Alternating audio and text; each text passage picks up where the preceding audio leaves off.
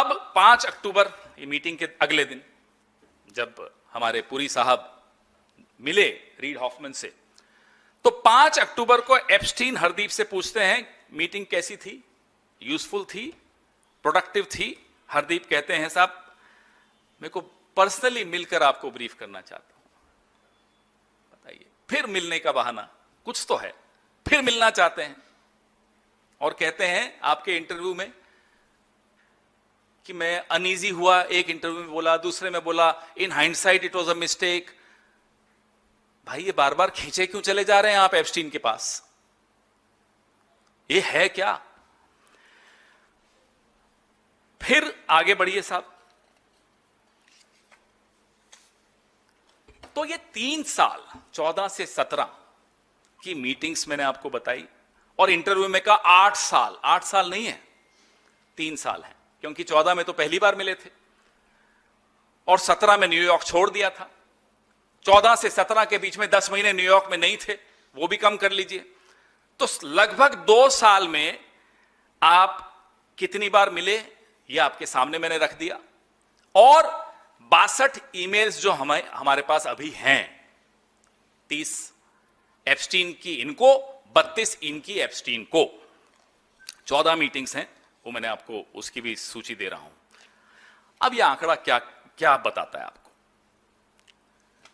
हमारे लिए तो देखो साहब कोई फर्क नहीं पड़ता आप 1 बार मिले या 100 बार मिले। हीरे की चोरी हो या खीरे की चोरी हो, चोरी तो चोरी कहलाती है। आप चोर तो कहलाओगे, या आपने हीरा चुराया या आपने खीरा चुराया, चोर हो, मिले हो। रीड हॉफमैन का बहाना मारते हो कि साहब उसकी वजह से मिला, तो रीड हॉफमैन का तो जिक्र भी बंद हो गया उसके बाद की मेल्स में। फिर क्यों मेल्स कर रहे थे, क्यों मिल रहे थे, क्या चर्चा हो रही थी, यह तो आपको बताना पड़ेगा। जो भी हो साहब, लबो लबाब यह है, mister Hardeep Puri, our honourable petroleum minister, is a pathological liar. ये एक झूठा व्यक्ति है, ये सरेआम झूठ बोल रहे हैं और हम दावे के साथ कह रहे हैं कि ये झूठ बोल रहे हैं। और इंटरव्यू में बोला I was making an assessment as a private citizen. ये इंटरव्यू में बोला, मैं बार बार जो प्राइवेट सिटीजन बोल रहा हूं ये उन्हीं के शब्द हैं। तो प्राइवेट सिटीजन को भारत सरकार का डिजिटल इंडिया की ज्ञान 8 महीने पहले कैसे हुआ, मैं फिर पूछना चाहता हूं। कांग्रेस पार्टी ये जानना चाहती है, प्रधानमंत्री से जानना चाहती है, क्या आपने फोन उठाकर हरदीप पुरी को डिजिटल इंडिया का प्लान भारत की जनता को बताने से पहले 8 महीने पहले बता दिया था? और क्या आपने ये निर्देश दिए थे कि जाइए एप्स्टीन से डिस्कस कीजिए? नाम भी स्कीम का वही जो 8 महीने पहले private citizen Hardeep Puri Epstein से चर्चा कर रहे हैं। जब आप सरकार का हिस्सा नहीं थे तो आप सरकार का प्रतिनिधित्व कैसे कर रहे थे?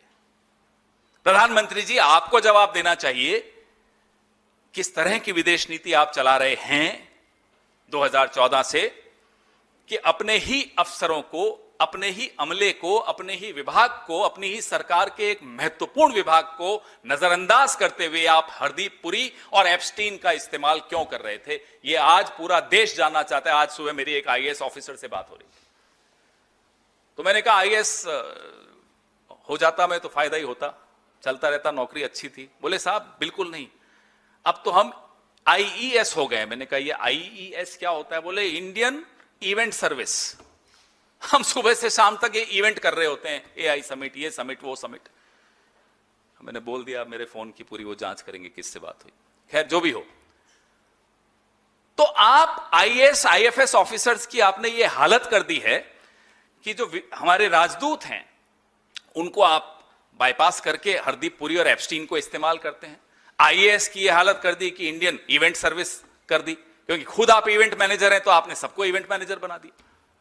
ये हालत आपने कैसे की? बाकी 2014 के बाद की ईमेल्स पे रीड हॉफमैन का नाम भी नहीं है, तो ये मेल्स क्यों भेजी जा रही थी, ये संपर्क क्यों रखा जा रहा था, इसमें चर्चाएं क्या हो रही थी? हमें मालूम है exotic islands, have fun, not that you need anybody's encouragement, give me a shout when you are in, ये सब हम आपने भी देख लिया, हमने भी देख लिया, मैंने पिछले हफ्ते वो बांटी भी थी आपके पास। क्या एक बलात्कारी के साथ रिश्ता रखना अपराध है या नहीं? हरदीप पुरी जी, अब आप मुझे बताइए।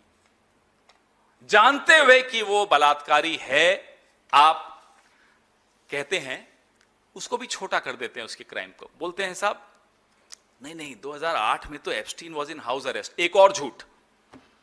ये पूरी प्रेस वार्ता हमारे हरदीप पुरी जी के झूठ का पुलिंदा आपके सामने रखने के लिए है।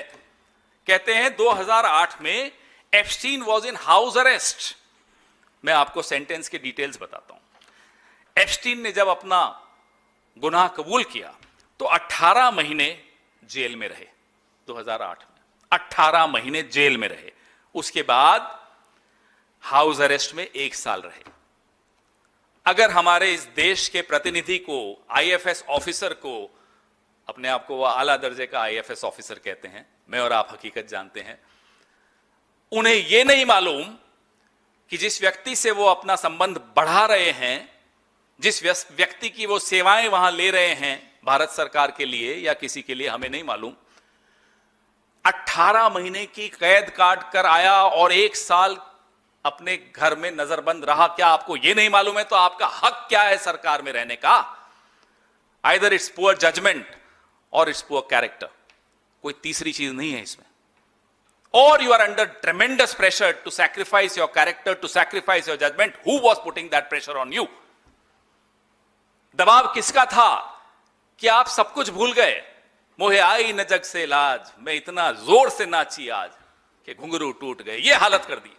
ये हमारे नेता बने हुए हैं, ये हमारे मंत्री हैं साहब। कुछ तो शर्म करो। अब वो जो बोलते हैं उनके खिलाफ जाता है। प्राइवेट सिटीजन है तो भाई क्यों जा रहे थे, क्यों कर रहे थे? सरकार की तरफ से कर रहे थे, भाई आप सरकार का हिस्सा नहीं थे, क्यों कर रहे थे? हम सरकार से पूछेंगे इनसे क्यों करवा रहे थे। कहले थिंक टैंक से कर रहे थे। थिंक टैंक जवाब दे।